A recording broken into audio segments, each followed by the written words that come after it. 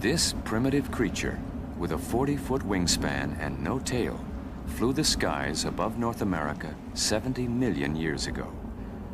The Northrop B-2, the stealth bomber, all wings and no tail, the most technologically advanced airplane ever built, is flying those same skies today. There is a link that connects this ultimate flying wing with its primitive ancestor across 70 million years.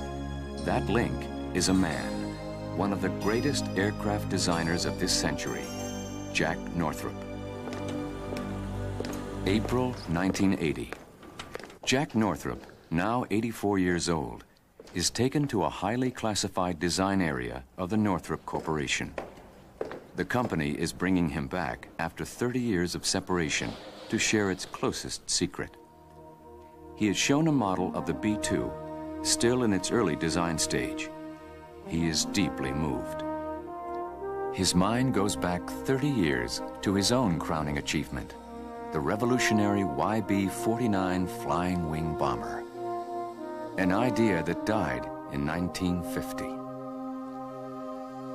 This is the story of Jack Northrop's visionary pursuit of pure flight. It is the story of the flying wings.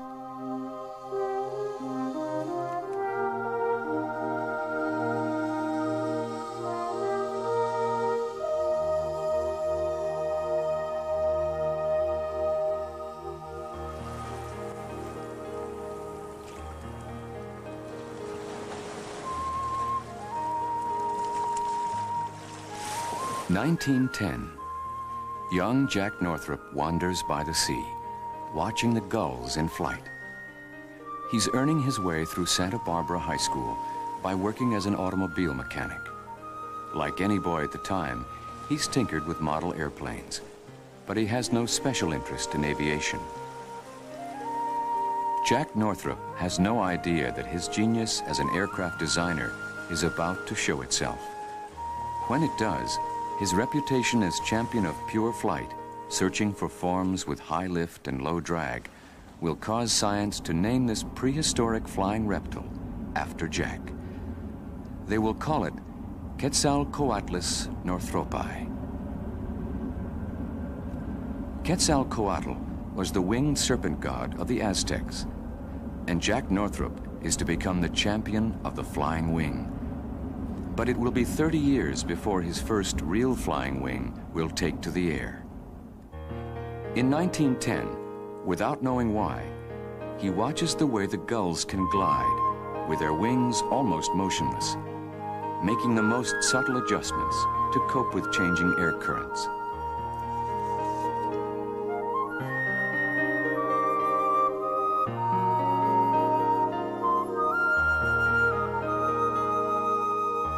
And he watches the way they can change their wing surfaces, using them to increase lift, change direction, and move around in the air in exactly the way they choose.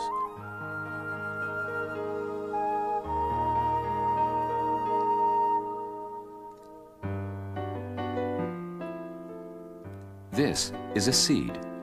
It's 4 or 5 inches across with a single wing formed of delicate membrane.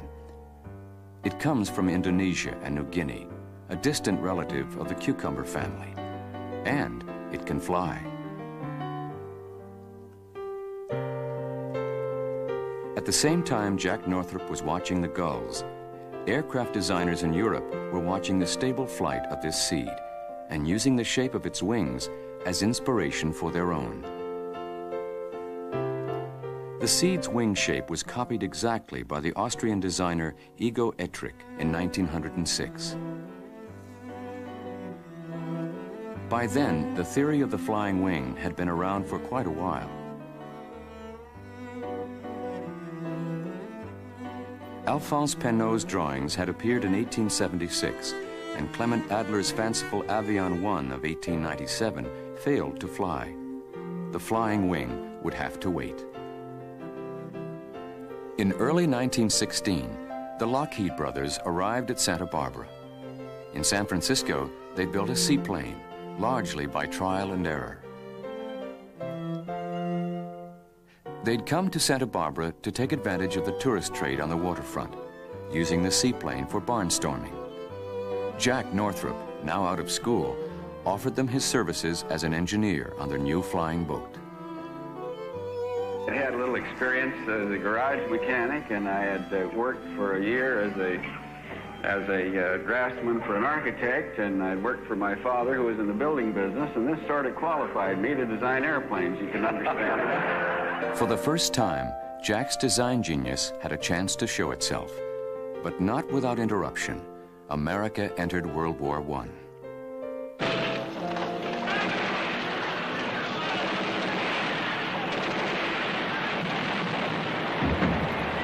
Jack was drafted to the infantry, but was soon furloughed back to Lockheed to work on construction of flying boats as the war continued.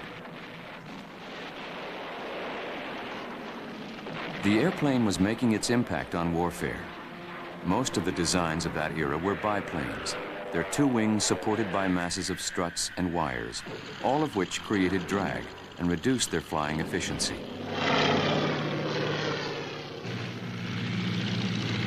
When the war ended, Jack had his first chance to experiment and innovate. The Lockheed S-1 was streamlined. Its lower wings swiveled to increase lift, and the wings folded for transportation. But the S-1 was expensive when you could buy a cheap war surplus Curtiss Jenny. Lockheed went broke, and Jack had to wait for a job with the Douglas factory in Santa Monica. So the morning I was supposed to report there, I went in with fear and trembling, my knees knocking together, I can assure you.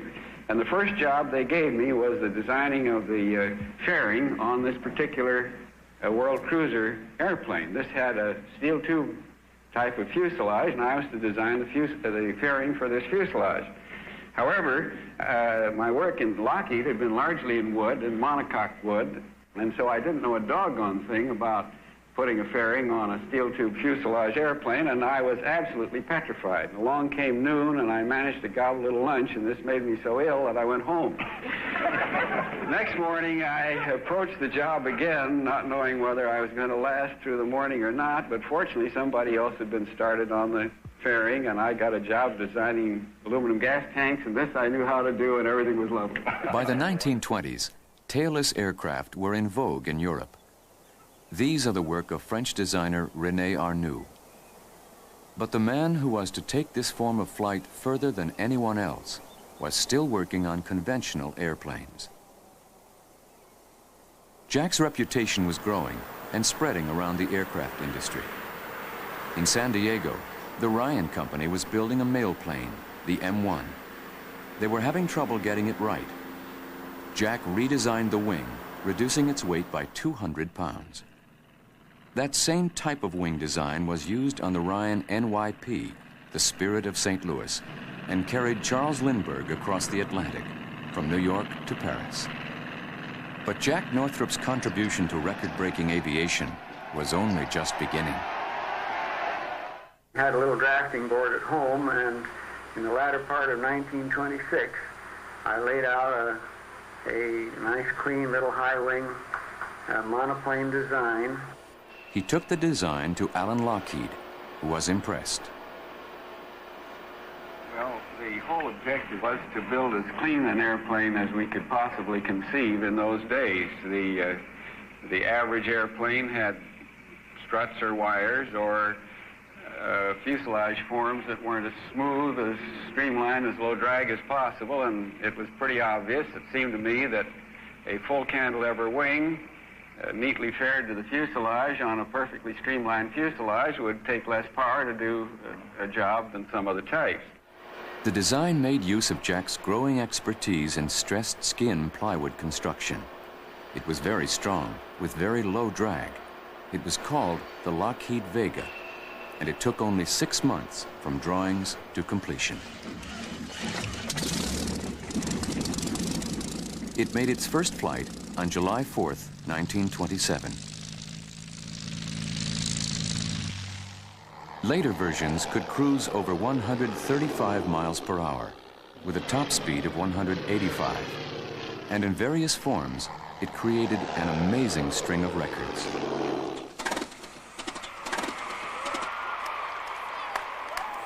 Wiley Post called his Vega Winnie Mae and flew it solo round the world. Wearing this strange pressure suit, he created an unofficial altitude record of 55,000 feet. Amelia Earhart in her Vega became the first woman to fly the Atlantic.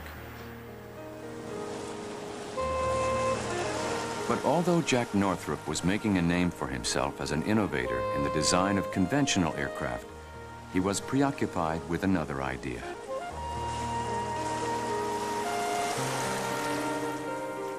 Jack was ready to take his first big step down the road to the flying wing.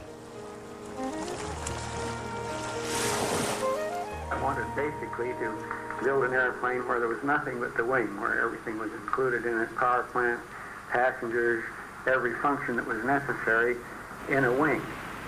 Jack set up the Avion Company in 1929 and built this almost flying wing. He got rid of the fuselage, but still needed the tail.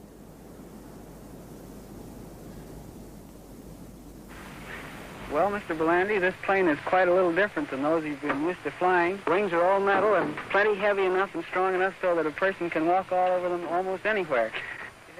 All right, Eddie. Well, if you're all set, let's go. Goodbye, Eddie. Bye. For its power, it was very efficient, and Jack was convinced he was on the right track. But he was in business to design airplanes that would sell. The first real airplane we built in this new company in early 1930 was called the Northrop Alpha.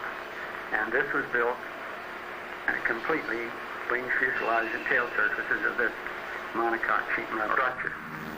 The Alpha set a new standard in low-wing monoplane design and was the forerunner of the Douglas DC-3. In 1931, the Beta appeared, a 300-horsepower sports plane that could fly over 200 miles an hour. The Gamma of 1932 pioneered high-altitude stratosphere flying.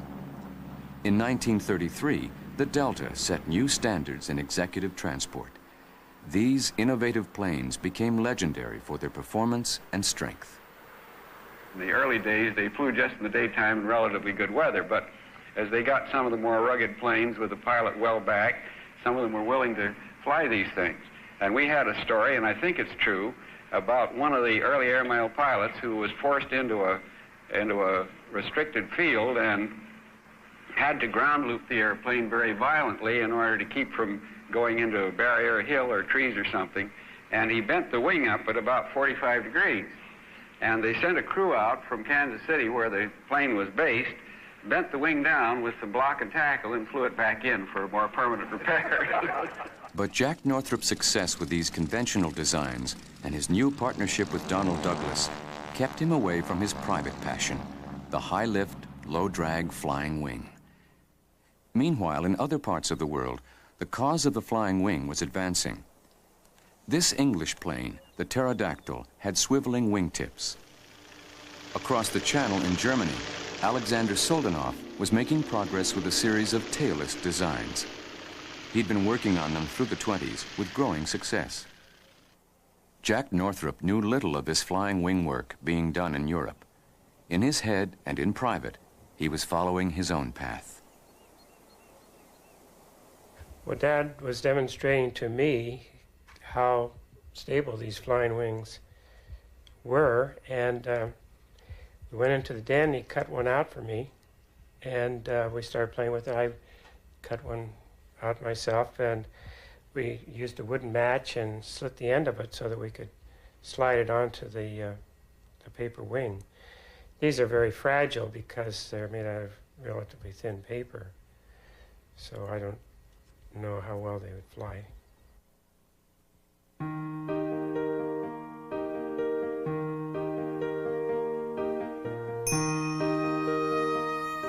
In 1938, Jack left his partnership with Donald Douglas. He took a year off to think and experiment. He wanted to start a new company where he'd have the freedom to develop the flying wing and show once and for all that his theories would really work in practice.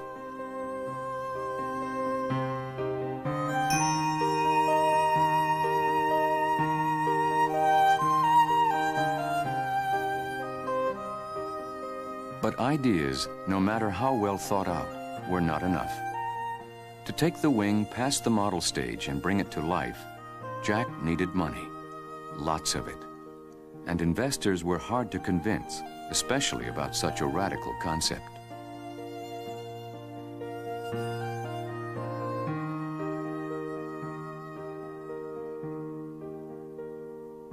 Eventually, Jack was put in touch with Ted Coleman, who worked with an investment securities company. Jack went to a meeting to discuss financial possibilities. And as soon as he walked in the room, you knew that this man, although he had a reputation of being a great engineer, in addition was a great salesman, because he put everybody at ease, and he was so natural and sincere and humble. It was an unusual combination. So he told us that he had not succeeded before when he tried to form his own business, because every time he did, one or two major shareholders decided when things got rough to sell him out to somebody else. And he said it happened too many times. And this time I wonder if you could sell stock in a new company, which I can man and organize, with the help of Mr. Cohue, who is the businessman. Can you sell it to enough people so we don't have any large shareholders and people don't have so much invested that they're worrying about their investment? He said, I recognize it's a risk. Well, Lamont spoke up, and he said, gentlemen, he said, there's one thing about this. He said, the timing is right. He said, if you read the newspapers, you know that Hitler is rattling the sword. Hitler was indeed rattling the sword. And about the time he began the invasion of Poland, things slowly began to come together for the new Northrop Aircraft Company. It was a struggle, and it wasn't helped by the prospect of war and an unpredictable economic future. But in September 1939, as Hitler's troops marched into Poland, back at Hawthorne in Los Angeles, building was beginning on the Northrop factory.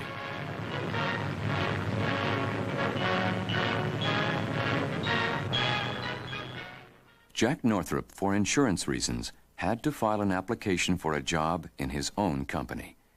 He demonstrated honesty, openly admitting to having been arrested for 2 speeding offenses, but his list of previous jobs was impressive and more than compensated for his poor performance on the road.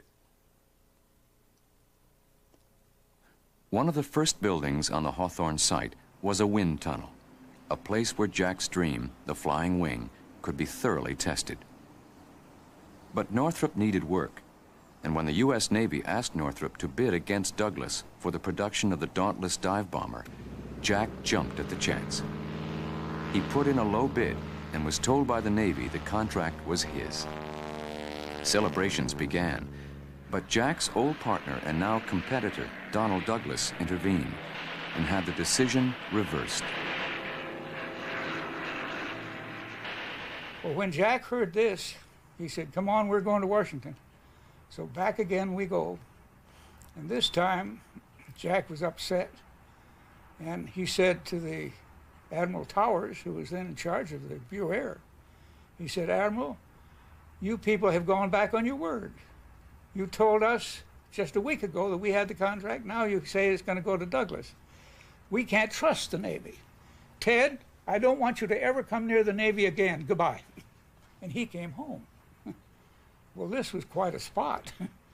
Well, I at least knew enough about business to recognize that probably we had underbid Douglas, so that it would have been very unlikely that we would have made any money on that contract. This is the Vultee Vengeance dive bomber. The British, under threat from Germany, needed them in quantities Vultee could not provide. Jack Northrop didn't like the Vengeance design, but his company desperately needed the money.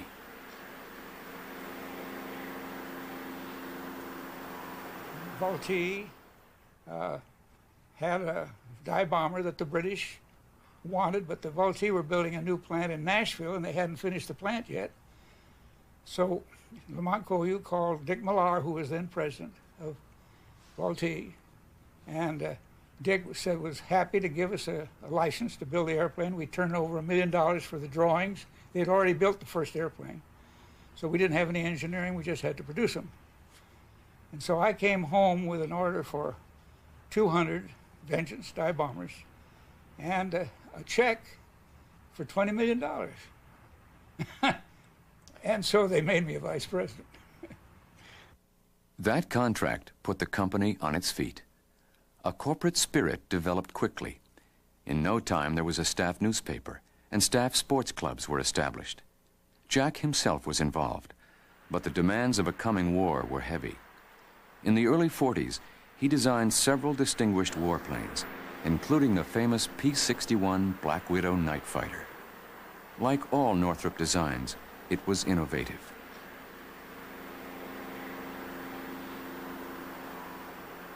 Over 700 were built, and it became one of the classic planes of World War II.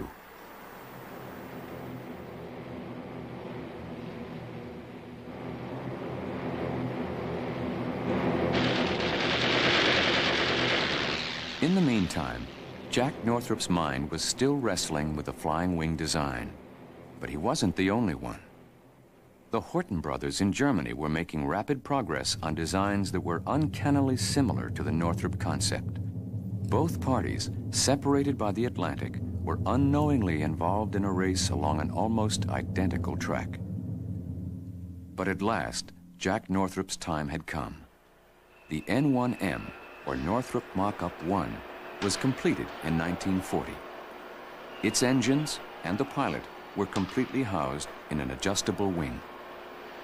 It was very close to Jack's ideal of a completely clean design, totally committed to reducing drag and maximizing lift.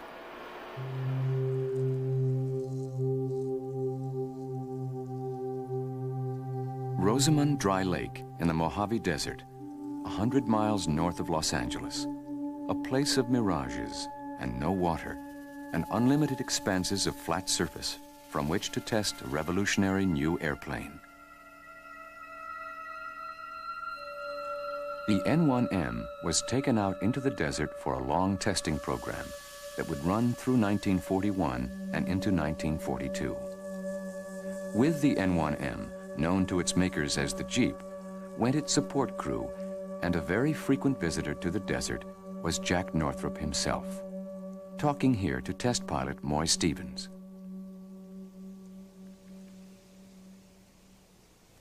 The first public flight of the N1M was a great day for cameramen. Their pictures, shown on newsreel screens all around the country, gave the public something very new to talk about.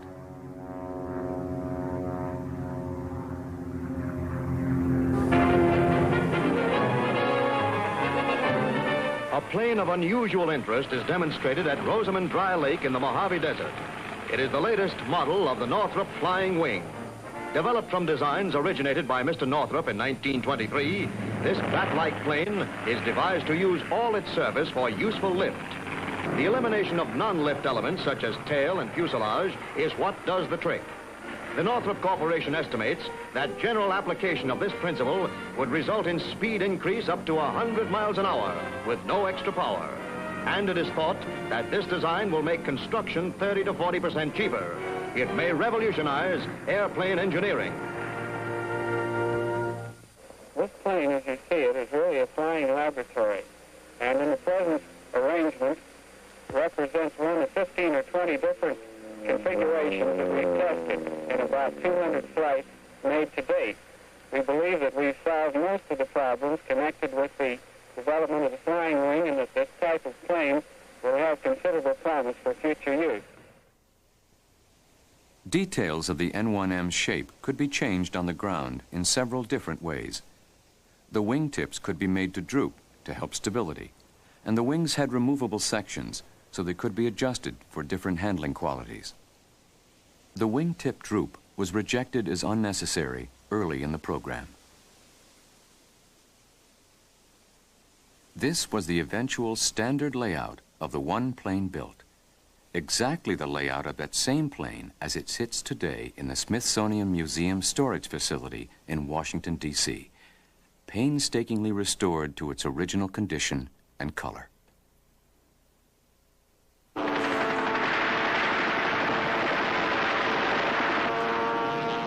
At the height of the Battle of Britain, American military authorities became concerned that if Britain fell, America would need a new weapon. It would need a bomber capable of a special task, a bomber that could fly 10,000 miles, carrying 10,000 pounds of bombs, and return with 15% of its fuel remaining. A bomber that could fly from America into Germany and back. A task tailor-made for the big flying wing. Walt Cerny, Jack Northrop, and Bill Sears applied themselves to coming up with a viable design. For Jack Northrop, it was crunch time. Time for a large version of the wing to show its stuff. The Army Air Corps contracted Northrop to build one XB-35. Wingspan 172 feet. No plane like this had ever been built. Everything housed in the wing: fuel, engines, bombs, crew. No vertical fins, just a flying wing. But first, a smaller version, the N9M, 1/3 full scale, 60-foot wingspan, designed as a flying test bed and pilot trainer.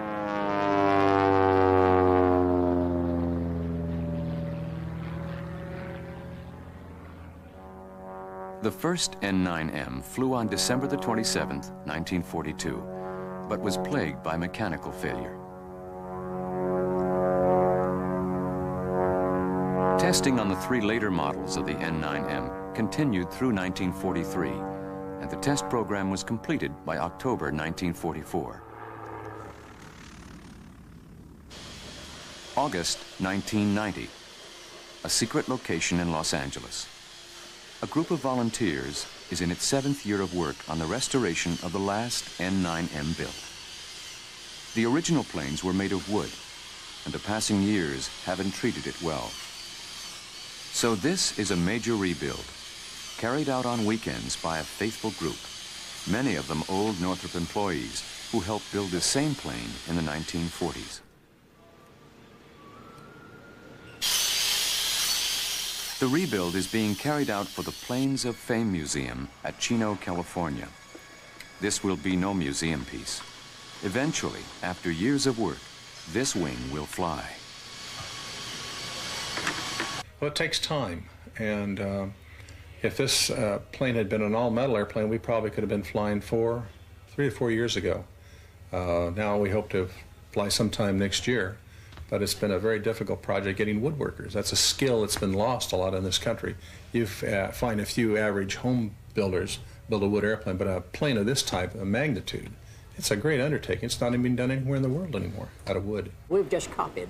We've copied all of the wood pieces and glued them together. It's all glued, and it's just been a labor of love, really.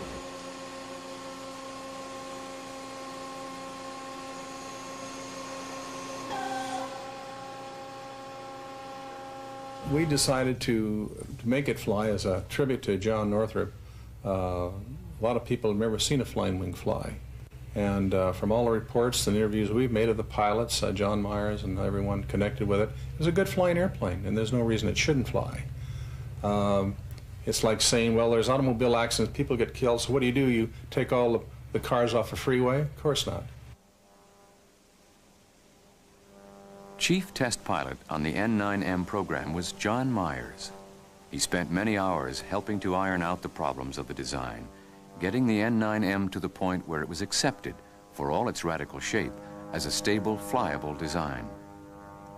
4 N9Ms were built, and John Myers last flew the 4th plane, the one now being restored, in 1945. We took him to see the restoration and meet project director John Benjamin. Left wing is pretty well done now, center section and power plants. And all the hydraulics are pretty well done, and about 40% of the wiring. Absolutely. And we had some people make the new canopy and the windscreen. What is it, bring back memories? Or? Oh, it sure does. It sure does. Just amazing. Great. I mean, I'm ready to go. You flying again? In a minute. Would you? Just in a minute. I wish we could go right now. Oh, sure. It was a nice flying airplane. Yeah. Nothing spectacular, but it was just a nice flying airplane. Yeah. John, would you be happy to sit behind him there with him flying? As long as we have insurance, I'm ready to go. I used to solve that problem when insurance companies were always coming around to me to have an insurance policy. They'd say occupation. I'd say prototype test pod. They'd say goodbye. In the early 1940s, the standard shape of the single-seat fighter plane was the classic low-wing monoplane design, like the P-40 and the famous World War II warbird, the P-51 Mustang. All other countries involved in the war had planes that were basically similar in design and also fairly close in performance and handling.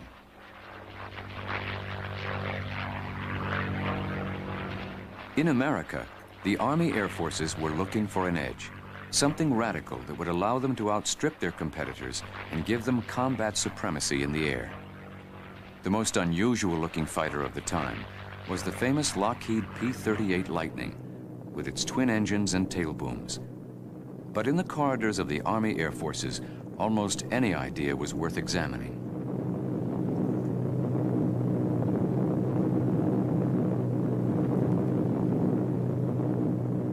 Although there was a good deal of skepticism about Jack Northrop's flying wings, there was also curiosity about their potential. So at the time the Army Air Forces contracted the B-35 long-range bomber, it was also suggested to Jack Northrop that he could think about fighter applications of the wing. With his associates, he developed some wild concepts. The most extraordinary was the flying ram, the XB-79, in which the pilot lay prone to fly a wing designed to slice the tails off enemy airplanes. Mr. Northrop had found out that in a prone position you could sustain about 14 Gs without blacking out. Also, we weren't hitting anything with our guns. Our gun sights were really, we talked in terms of Kentucky windage. You had to supply your own lead and all the rest of it. So Mr. Northrop thought that if he could design an airplane in which a pure wing, in which the pilot lay down so that he could sustain 14 Gs or so, that the way to get to knock down enemy bombers was to design a wing that you would fly through a part of the opposing airplane. This is one version of the prototype, the MX-324.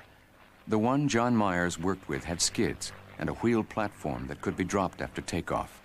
It was rocket-powered, but all early flights were towed as a glider.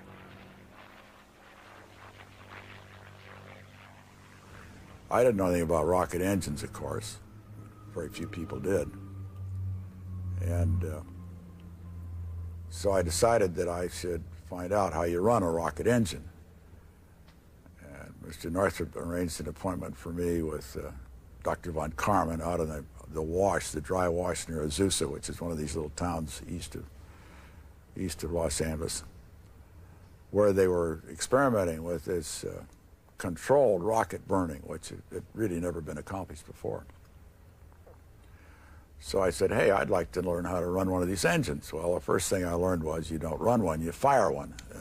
Not much difference, I guess, between running it and firing it, except there's a little kind of thing goes clink up here. So I said, well, fine, let's fire one. And somebody pushed the button, I guess, someplace, and the bell started to ring, and the red lights went on, and the sirens went, and everybody went around and got behind big rock walls. And I said, hey, wait just a minute. I'm going to be lying down in this little airplane. And on one thigh is going to be a bottle of red fuming nitric acid, and on the other thigh, the oxidizer, a bottle of aniline. And I said, a rocket between my legs. Now, is there something dangerous about this? Oh, no, they said.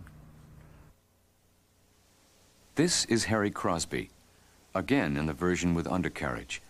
You can see the chin support that held the prone pilot's head up. It was quite an experience. The first flight I made, the airplane had been designed so that I left the landing gear on the ground. In other words, when I became airborne, I'd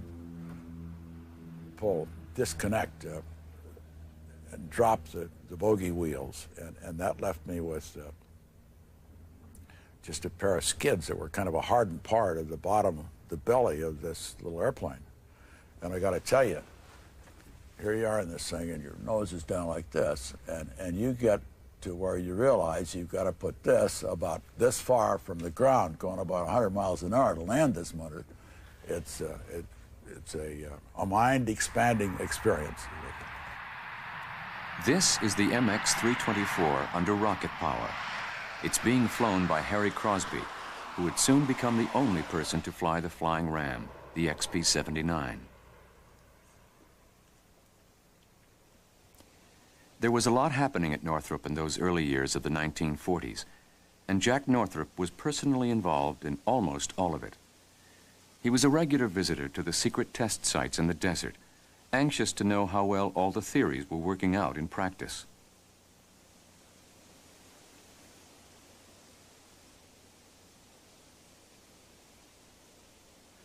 Fighter planes and bombers weren't the only possibilities for flying wing development. This is the JB-1, a glider prototype for an unmanned rocket missile. There was one big problem for the pilot of this glider: landing. The wings generated a cushion of air that made it difficult to touch down. It just went on and on and on. Eventually, it would come back to Earth. On weekends, Dad might have something to do down at the plant, and or maybe an evening, and he'd ask me if I wanted to go down. And they had the mock-up of the XB-35 wing. Also, they're working on the XB-56, which I just was very excited about. To me, it was like a rocket ship. And I went down there, and he expected me to be quiet about it and not talk about these things. Because this was wartime and they were secret projects. Secret. And he trusted me, and I didn't tell a soul, and it practically killed me. The XB-56 was another fighter prototype. It had an enormous Pratt & Whitney double-row radial engine enclosed in the fuselage behind the pilot, with two propellers that revolved in opposite directions.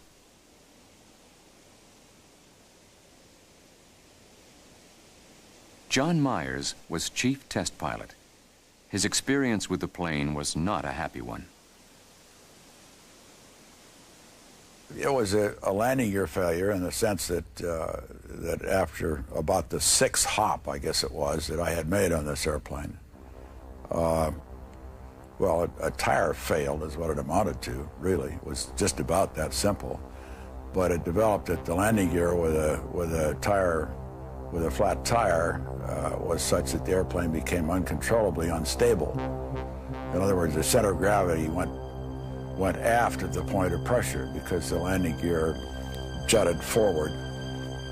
And so it just swapped end and went end over end 2.5 times.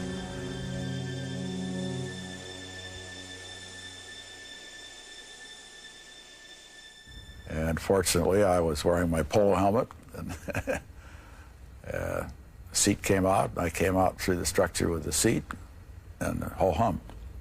My back was broken and an ankle, but nothing very serious. After John Myers' crash, the XB-56 tests were flown by Harry Crosby in the second plane. This one had a high vertical fin. The whole program it was so different then. It was so much cut and try, which is, I'm sure, hard for anybody who's in any kind of a modern test program to envision that we could have been so stupid. It really wasn't stupid, the knowledge wasn't there. And people say, well, why did you do such a crap? Well, weren't you scared? Well, of course, if you weren't scared, you didn't know what was going on. I mean, you start out with that. But we were at war. And I felt that was something that I could do, so I did it. Heck yes, I stayed awake a lot of nights. John Myers was lucky to have escaped with his life. Max Constant in N9M number 1 was not so lucky. He had problems with the controls, crashed, and was killed instantly. Max Constant, whom I hired, was a great guy. And he was a very dear friend, older guy. Old, gosh, he must have been 40, you know. And so I hired him, and I don't think he lasted 2 weeks. He was supposed to be doing follow-up work to mine on the N9M, and he was making an aft CG test, and as we later reconstructed, he just did, the control reversal took over, and he just didn't have enough power to get the control wheel out of his chest so that he could get out of the cockpit, and the airplane lost the control. It was awfully hard to go to his widow and tell her that she was a widow, you know. And then came Harry Crosby's turn. After the MX-324 program, he went on to the Flying Ram, the XB-79. The first flight of this extraordinary plane was to be its last. I was standing with Jack Northrop on the desert when Harry Crosby on the first flight lost control of that. And we saw him try to get out, and we saw that he was struck by the airplane, which was gyrating pretty wildly at that point. And I felt so sorry for Jack Northrop at that moment. There were just the two of us. I was still on crutches. And I said, Jack, you know, somebody has to do this, and this is what we get paid for. We know that that is apt to happen. So I don't know whether that's an answer to your question or not. Nobody likes to look at the Grim Reaper, you know. Yep. But there's a combination of two things. In the first place, it had to be done. In the second place, it's terribly exciting. And maybe there's a third thing, and that is not everybody's doing it, you know. There's a kind of an elevating feeling to that, I guess. Yeah. You got to get your kicks somehow. Max Constant dead, Harry Crosby dead. Failures of the XB-56 and XB-79. For Jack Northrop, the situation was made worse by slow progress on his main project, the big flying wing. This XB-35 was a revolutionary undertaking. Jack tried to create the right working climate to make it happen. And I remember specifically Dad saying the words, "I want Northrop to be a good place to work." During the war, this Northrop, as a company, was a very small company compared to, say, North American, Douglas, Lockheed. It was like a family, and he treated it that way. The employees were a part of the family. He called them all Norcrafters. He took an interest in everybody, and I think that personal touch communicated between the two, and I think that being a part of something totally new in the aircraft business, in a sense, made it interesting and challenging. Once a week, he'd come out on the stage that they had in the middle of the parking lot, and he'd talk to the employees and bring them up to date on just what's going on and how we were performing on our fulfillment to the war effort. But in spite of the best efforts of Jack Northrop and his staff, this extraordinary plane would never get the chance to demonstrate its ability to fly 10,000 miles with a 10,000-pound bomb load. The program was plagued by delays. There was a lack of cooperation and enthusiasm from the contracting partners. The war was fast coming to an end, and the XB-35 still hadn't left the ground.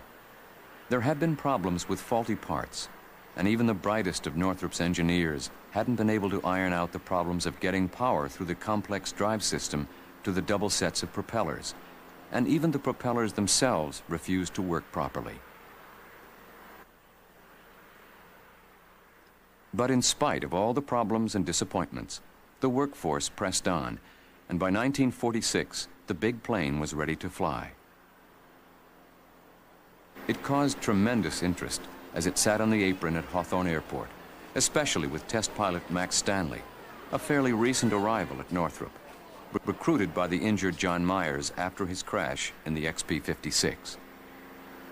So here I am in my hospital bed, and a broken back and a broken ankle, and Max knows that a few weeks or months before that, our mutual friend Max Constant has been killed in N9M, and so I'm asking Max Stanley to undertake some test work on the Black Widow.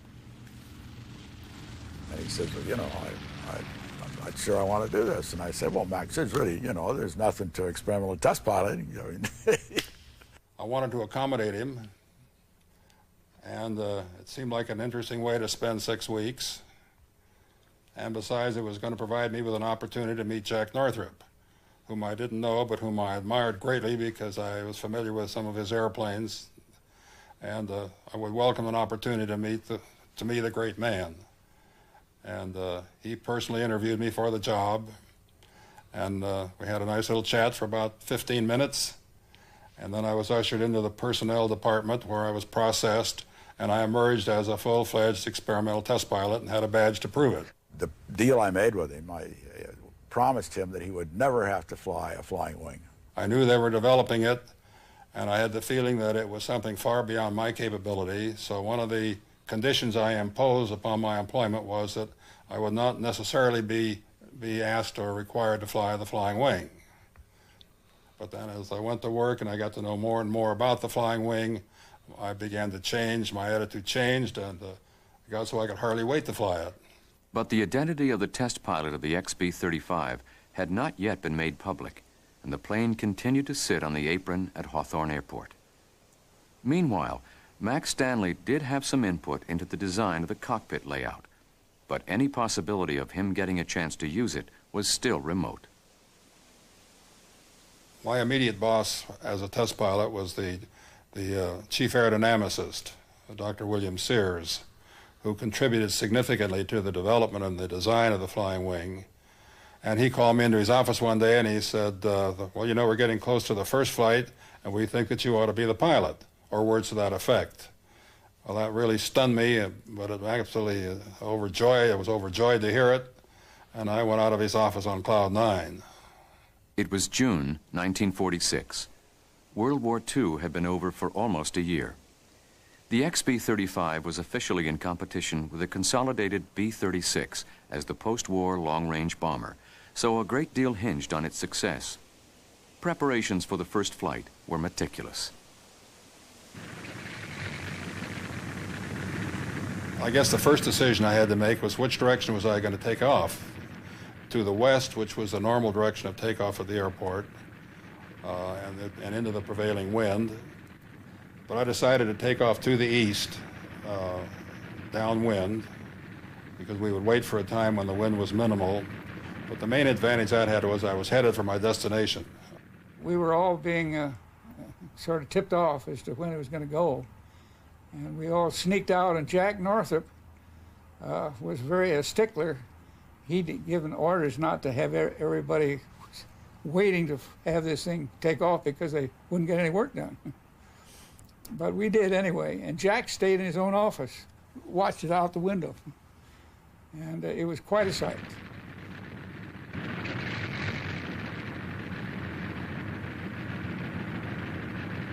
This was a little flight strip, primitive, was weeds on both sides of the runway, thick weeds on both sides of the runway.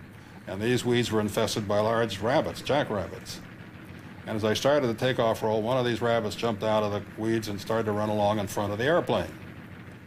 And pretty soon it dawned on me, or at least it seemed to me, that I wasn't gaining on this rabbit. And I can remember the thought flashing through my head that, man, that's either one fast rabbit or I'm in a hell of a mess. Well, about that time, the rabbit disappeared back into the weeds, and the takeoff proceeded normally.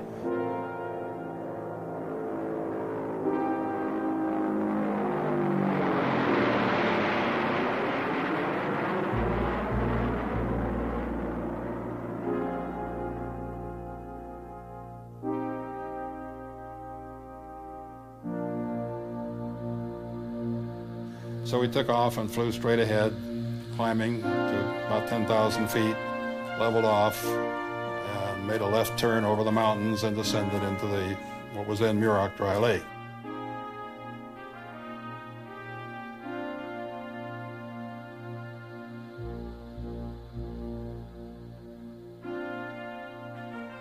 It was a hot day and the airplane was not air conditioned for this flight, and up there in the bubble it was a hothouse. The flight test program of the XB-35 never really got underway. Problems with the complex propeller and drive mechanism continued. And ready to fly was its main competitor, the consolidated B-36, a huge conventional airplane with an enormous fuselage to carry bombs, the exact opposite of Jack Northrop's ideal of a wing that carried everything.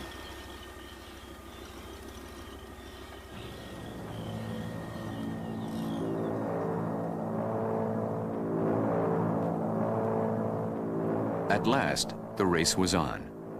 Which concept? Traditional wing, tail, and fuselage B-36, or radical flying wing B-35 would become the long-range bomber? In an effort to improve reliability, Northrop decided to scrap the propeller system that was causing problems.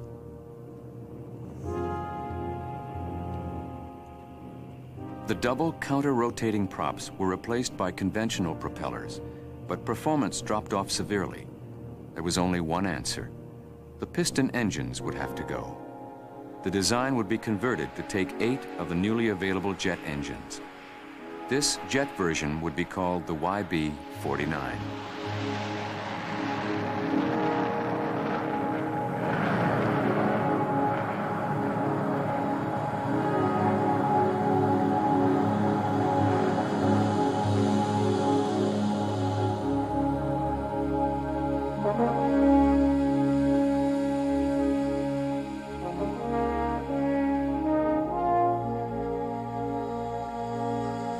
It was exactly the same airframe, but the result of the conversion was a complete transformation in performance.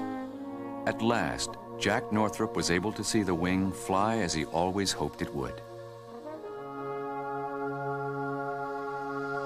The B-49 was an absolute joy to fly, and it was my first experience. As a matter of fact, it was the first experience of most people flying in a jet airplane that was large, roomy, marvelous performance, very quiet, very smooth, and it was so much superior in every regard to the propeller airplanes that there just is no comparison.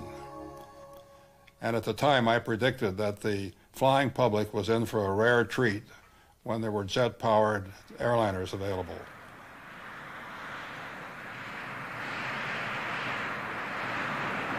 And how did Jack Northrop react to the performance of his big flying wing? Well, he was so overjoyed he was literally jumping up and down. It was probably the highlight of his career. And it was also a highlight for all the Norcrafters who'd labored through the war years, not only to see the big wing take to the air, but to see it perform brilliantly. The YB-49 flew over, and it had a P-80 chase plane. After Max passed us, he pulled it up like this and pulled it around. That chase plane, you couldn't even start to catch up with him. The control system was unusual. Foot pedals activated clamshells, or drag rudders, at each wingtip. They could be used separately as rudders or together as speed brakes.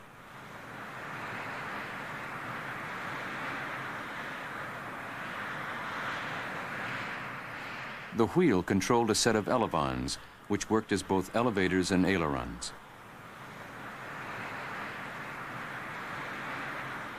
Even though the controls were unusual, the aircraft responded to conventional wheel and rudder movement.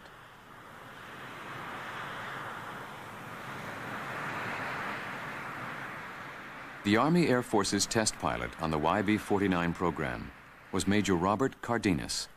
He made the first flight in the second YB-49 produced. Being a little guy, of course, you like to master big things, and this was a big thing. It was 172-foot wingspan. I had 8 jet engines. That was the most thrust I'd had.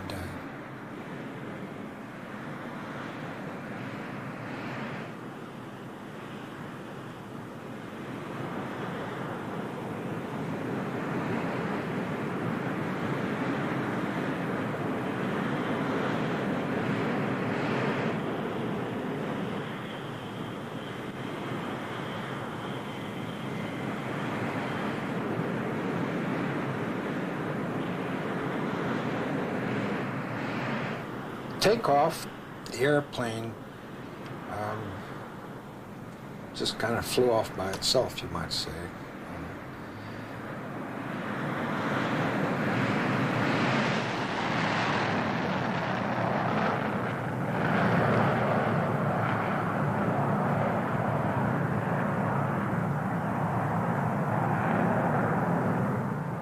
In the air, once the gear was up, it was a dream to fly. It had a wheel instead of a stick. If it had put a stick in there, you'd have felt like a fighter pilot. But it was sensitive, but not sensitive to the point that you were fearful of something happening. No, you had to realize that it was sensitive. But it flew very nice.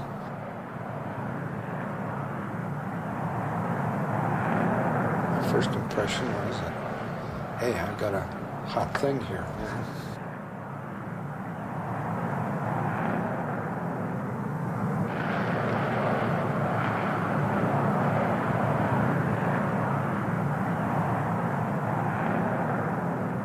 So basically, the brief would be test that airplane, find out its performance, find out its stability and control, and its adaptability as a potential Air Force vehicle to perform whatever task they might design, in this case, a bomber. The testing program revealed some problems arising out of the conversion from the slower piston engine XB-35. They had not taken into effect possibly the rate of acceleration on the takeoff, which was slow at first, but then rapidly increased. And so the gear doors, the main gear doors, we damaged the gear doors because the higher airspeed. And then I found out that they had not modified the landing gear to retract faster than the 35. And so I had to pull up rather steeply. A lot of people thought maybe I was trying to show off, but actually I wasn't. And then a triumph.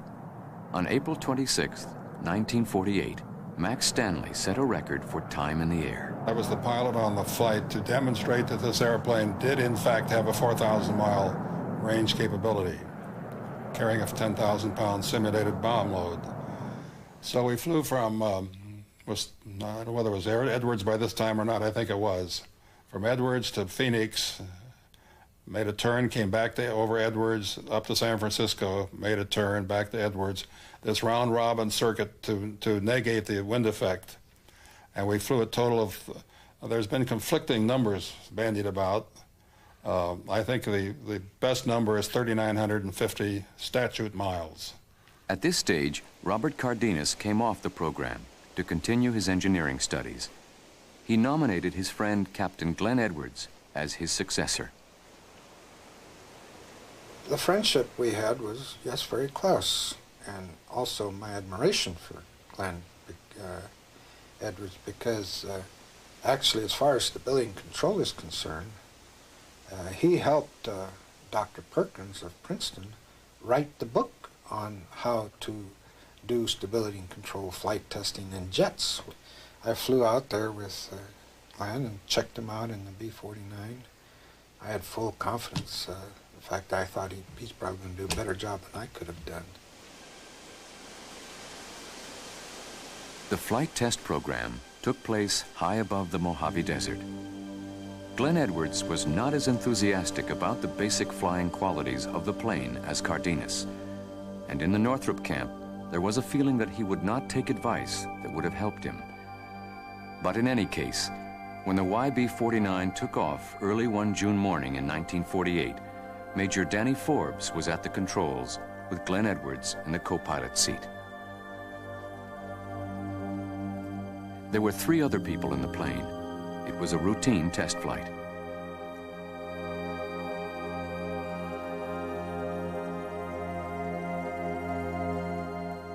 The incident that followed was to cement the name of Captain Glenn Edwards firmly into Air Force history. That morning, the plane crashed in the desert, killing everyone aboard. Wreckage was scattered across the desert. Rush Schley, who also flew the airplane, happened to be out in the desert at the time. He saw the thing tumbling in. They tell me that at the crash site that Forbes was actually in the pilot's seat. But Glenn lost part of the outboard controls and panels. So what he encountered, I don't know. But it could have been well,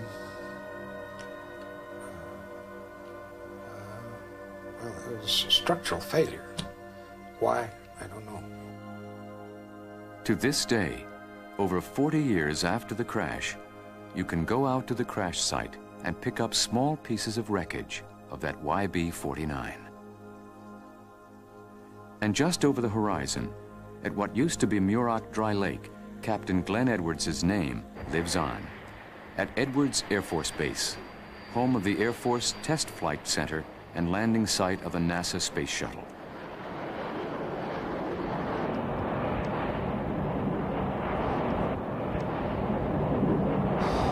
I heard the wing had crashed. I did a 180, went back to my little apartment, and yeah, Boyd was on it. And he said on the phone, "Get back up there, find out what happened to Glenn, and finish the tests." For Jack Northrop, enjoying the growing enthusiasm for the plane among some Air Force personnel, the crash was a shock and a disappointment. Well, it was a very severe blow because he recognized that a lot of people were skeptical still of anything that was as radical as a flying wing. I felt a loss in losing Glenn, but not to the degree that I was biased against the airplane. As a matter of fact, I felt it my duty to Glenn, in honor of his name, to try to determine what it was and not let his death be in vain, to develop a good airplane out of something that had the fundamentals of being a very good airplane. The YB-49 was designed as a bomber, and Cardenas had to assess its performance in that role. Of course, we were using the old Norden bomb sight. And I remember I borrowed from Strategic Air Command one of their best bombardiers, Lieutenant Colonel, who was the cream of the crop.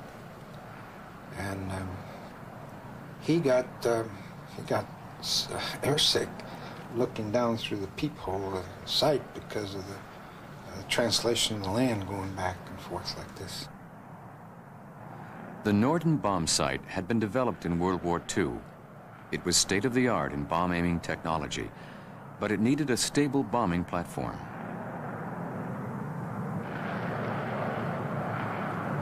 This was not unstable, but it wasn't stable fully.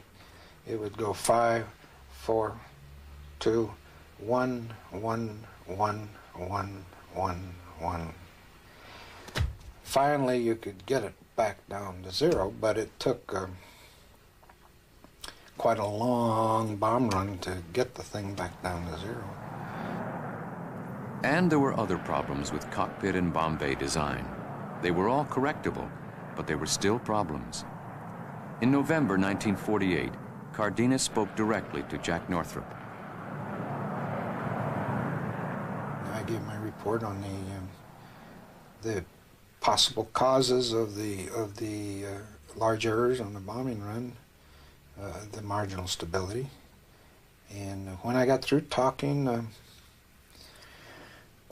there was silence, and then Mr. Northrop spoke up, and he said, "Well, gentlemen, I have great respect for Major Cardenas's judgment and his flying abilities. I believe that what he said is so. I possibly may have not been totally informed, but Northrop has a lot of work to do."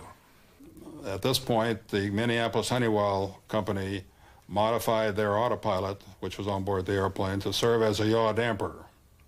It was a dual function, was an autopilot and a yaw damper. And when this yaw damper was in operation, it damped out the directional oscillations to the point where I think it could be said that it met the specifications.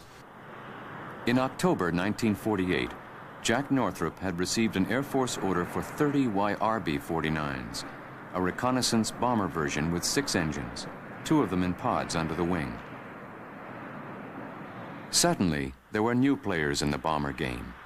The Boeing B-47 was a medium-range bomber designed for jet engines and suffered none of the conversion problems the wing had experienced. Although jet engines had increased the wing's speed, they had reduced its range by half, taking it out of the long range and into the medium range class. So the B-47, and not the cumbersome long-range B-36, was now the wing's real competitor.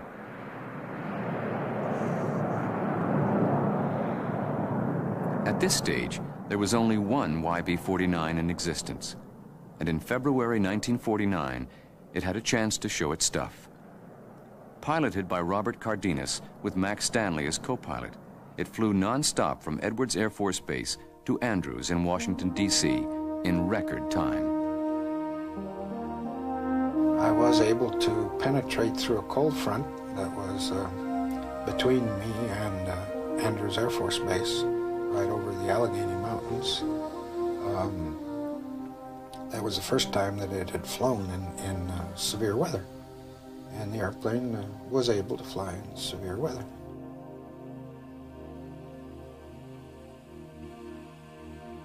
From takeoff to over the field at Andrews was 4 hours and 5 minutes.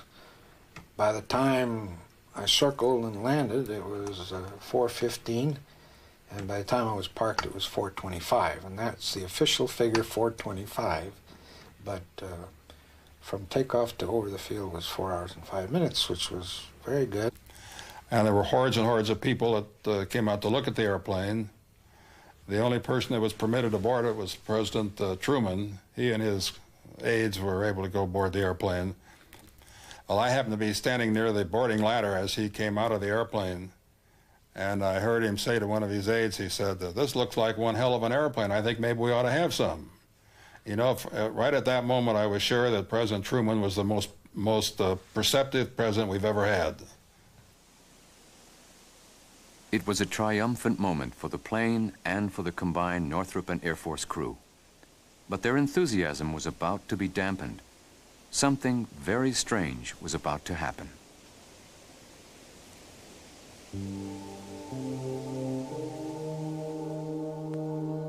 On the way back, somewhere out over the Rockies, I began to lose engines. The gentleman that was in the bubble in the back in the Stinger started singing out fire on 1, fire on 3, fire on 4, and the flight engineer was chopping off. I lost 6 out of the 8 engines. The only field that was within my radius to get into, which was Winslow, Arizona. And I don't know if you've ever been to Winslow, Arizona. First of all, it's high. Second, the field is not very big. I landed in the first 3 feet of the runway, and I finally stopped on the last 3 feet of the runway. Jet engines in those days had a lubrication system that used and then discarded oil, but this should not have been a problem. The maintenance record had been signed off as full of oil and full of fuel. There was no oil inside each cell. In other words, there had been no, and it would have been odd indeed if 8 different cells all had the same rupture, but there was no oil coating on the inside. Suffice to say, it was not the fault of the engines. It had sufficient oil that if it had never been filled, I would have had enough to come home. But yet, they weren't. It is a mystery, yes.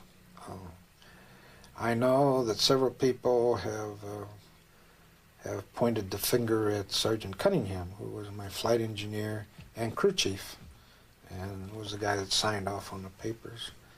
Either he signed off or ground crew signed off. When we were getting ready to take off from Wright Field, my co-pilot, Captain Pete Sellers, advised me that Sergeant Cunningham had gotten sick and he was going to check in up at the hospital. And it's just a kind of a flashback, a deja vu.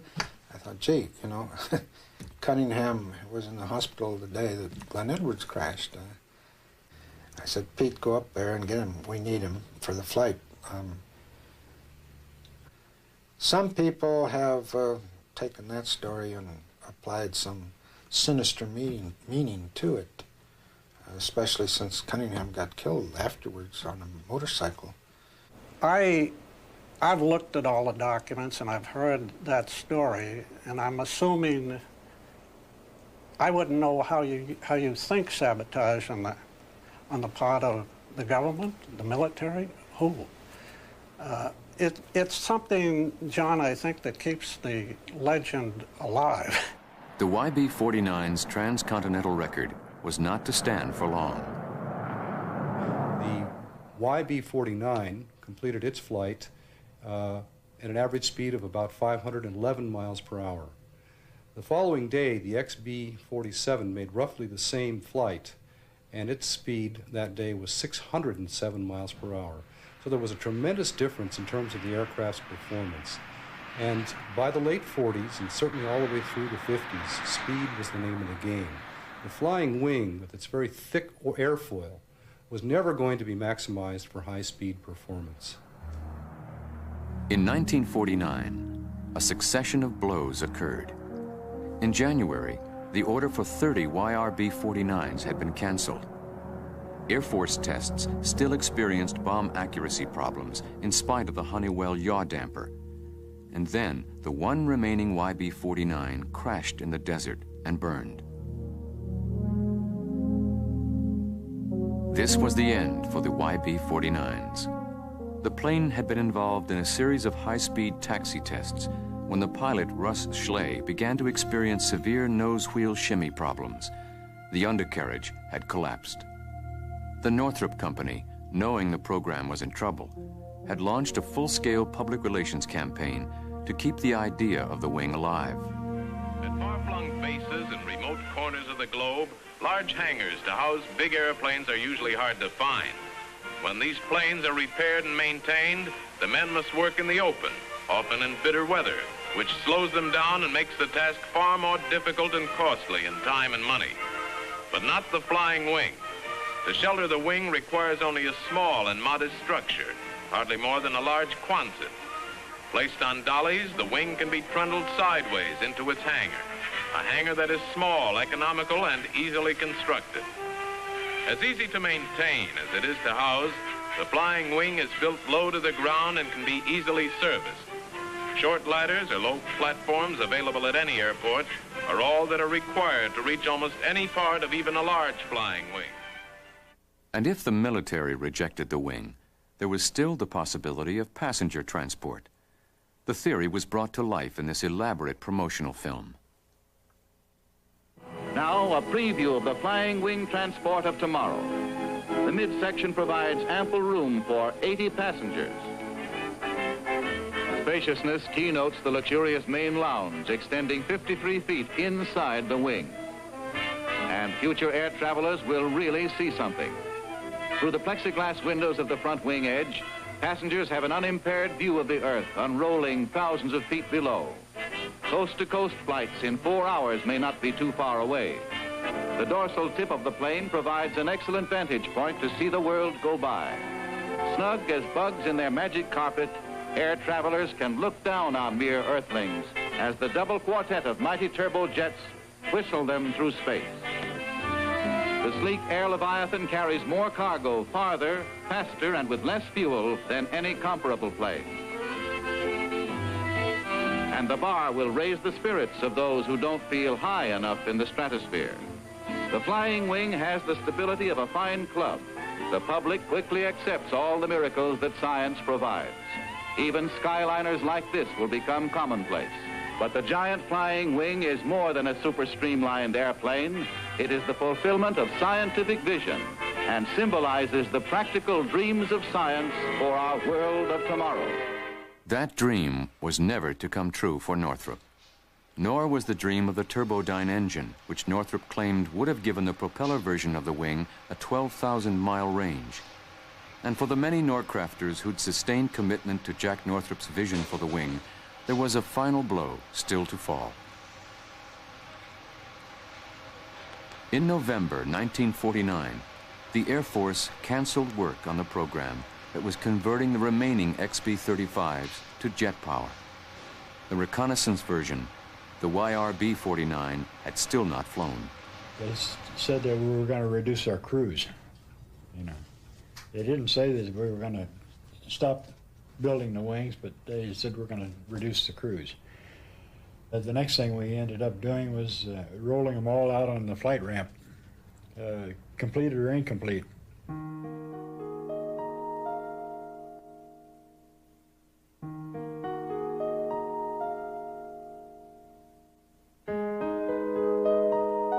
One of the saddest days in our lives, I guess, in my life and many of the rest of us who believed so firmly in the program. And we just couldn't believe that this was happening. All the employees felt about like I did. And we all signed a petition that we would finish up the flying wings in our spare time without pay. Jack was deeply moved by this gesture of loyalty and faith in his flying wing, but could find no way of agreeing with their desire. He tearfully advised them that there was no way the company could assume the liability of completing work on the unfinished YB-49. He had to urge them to forget the idea, for it would have offended the company's principal customer, the United States Air Force. They called us together and they said, we're going to take everybody in the department down on the flight ramp to cut up the wings. So that's what we did. With the help of the Air Force was, I guess it was Army Air Corps then. We unbolted, drove the rivets out, disassembled, and put it in the big tubs, you know, the scrap aluminum. It was sold for scrap aluminum. We were all really disappointed, but you know, the company was telling us to do it, so we did it. Jack Northrop's vision, sustained over 30 years of effort, was now destroyed. All hope of saving the wing had disappeared. Since I was aware of what he was doing, he was working toward the flying wing. It was everything. It was his goal.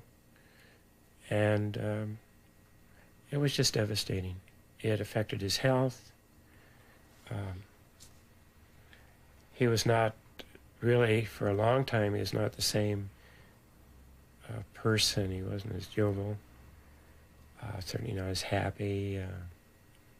So it had a great impact. Jack Northrop's reaction was colored by the fact that he firmly believed he was the victim of conspiracy and high-level political power plays in the fight for Air Force contracts. At the time, John Myers was vice president in charge of sales for Northrop.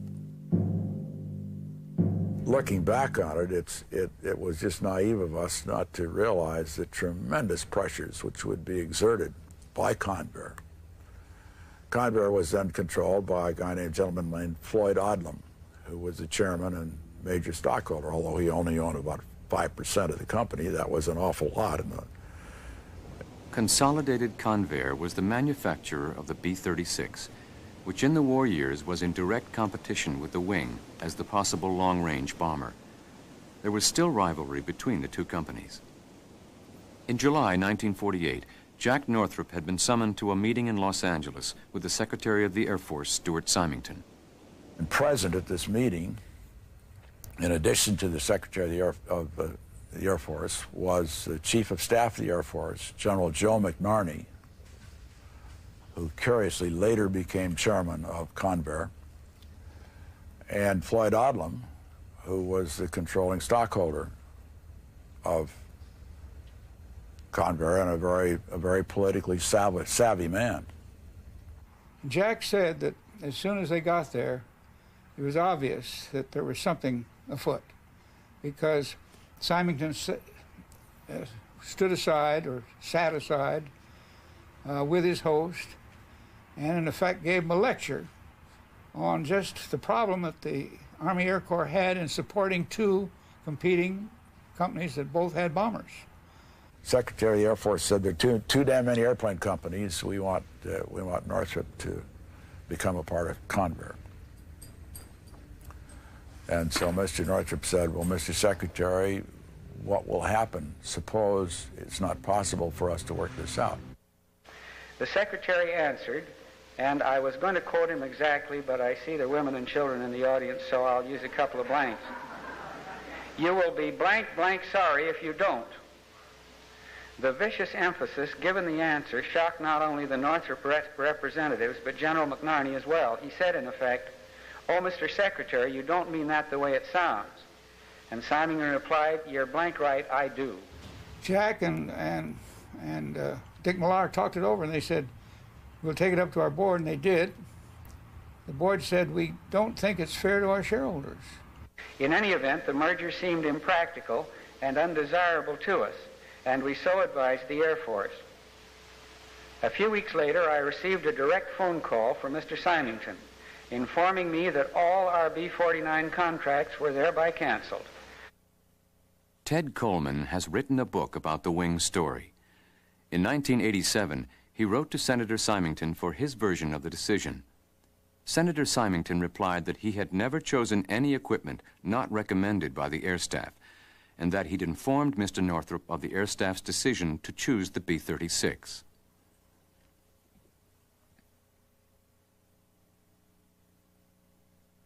Mr. Coleman took Senator Symington's advice and spoke to General Curtis LeMay, former Air Force Chief of Staff. He said, I was just, the World War II was over. I felt we were going to move into the supersonic age, and he said that big airplane had a big, thick wing, and in my view, it was more suitable to have a thin wing airplane for supersonic bomber than to have a big airplane that would have a long range but not high speed. There of course, may have been some politics involved. It wouldn't be surprising in a major program of this kind that there would be a certain amount of political influence in the situation. However, the airplane was canceled for very good technological and financial reasons, if you will. If you recall back in the post-war years, it was a time of very lean budgets, and the XB-47 was an airplane that was maximized for the medium-range bomber role in terms of its speed and other capabilities.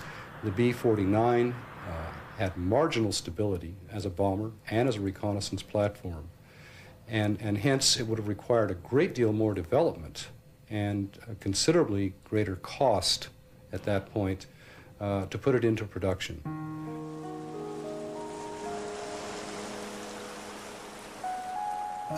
Jack became ill, and his physician advised him to take a long vacation, which he did. But he felt, to be honest with the board, he ought to resign, and he did that in November 1952. One of the things he wanted to do was to get as far away from aviation as he could. He had this very bitter experience, and I know that his connection with Northrop Aircraft was non-existent, really. In his long retirement from aviation, Jack was honored many times. He lost money in real estate and dabbled in other interests, including many remarkable inventions. But he never forgot the wing. His passion for it remained as strong as ever. He was convinced that eventually the country would get back to the flying wing. But there was so much adverse publicity about the cancellation. By that I mean that people just assumed that the flying wing was a failure. But he knew that we'd get back to it eventually, or he hoped the United States would do it before some foreign power. He wanted to make sure that NASA knew something about the wing. And so he wrote a letter to NASA and invited them to come out and visit with him.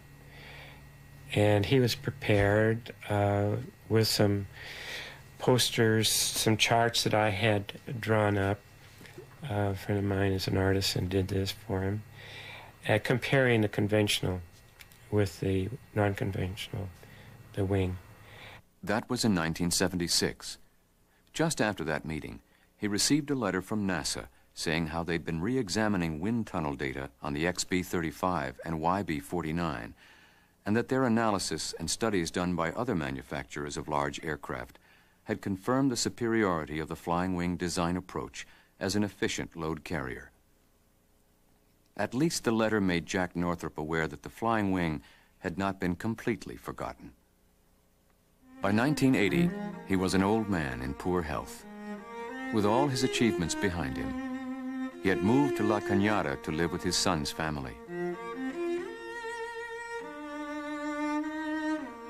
But then in April that year, he was secretly cleared by security and taken to a highly classified design area of the Northrop Corporation.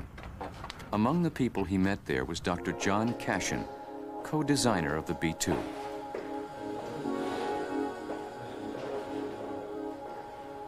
We put a box in front of him, a large cigar box, and asked him to raise the lid and look inside.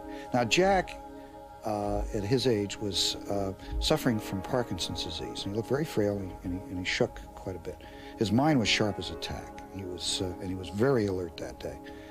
As these shaking hands lifted the lid of the box, and he looked inside, and he picked up the model, tears came to his eyes, and he said, "Now I know why God has kept me alive for 25 years." You could see that his entire experience with the flying wing was passing through his mind.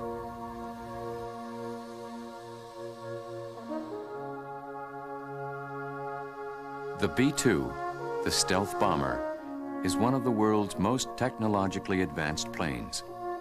It is designed to move completely undetected behind enemy lines.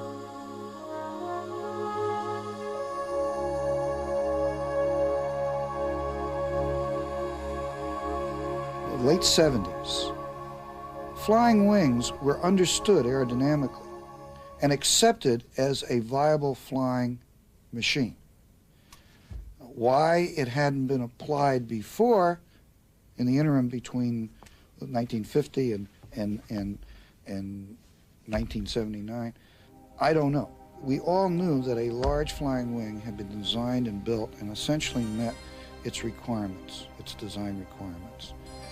The assurance that that had been done certainly was in the back of everybody's mind. There was clear flying evidence of the aerodynamic viability of a large flying wing. There are some uncanny similarities between the B-2 stealth bomber and Jack Northrop's YB-49. They both have a wingspan of 172 feet. As early as 1948, the clean shape of the YB-49 was known to be difficult to detect by radar. They have both been surrounded by controversy. And above all, they are both Jack Northrop's ideal of high lift, low drag efficiency. They are both flying wings.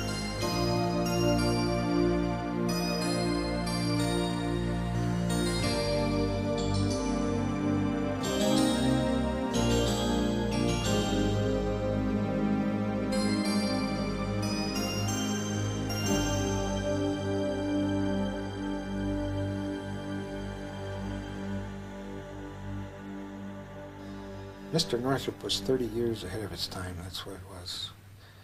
We had to wait till technology caught up with the total system. He was so basic and so decent and so honest and such a lousy businessman. And a great genius, a great genius. I heard Donald Douglas once say, Donald Douglas Sr., that Jack Northrop had contributed more to aviation than anybody in his time. It was my privilege to work for him.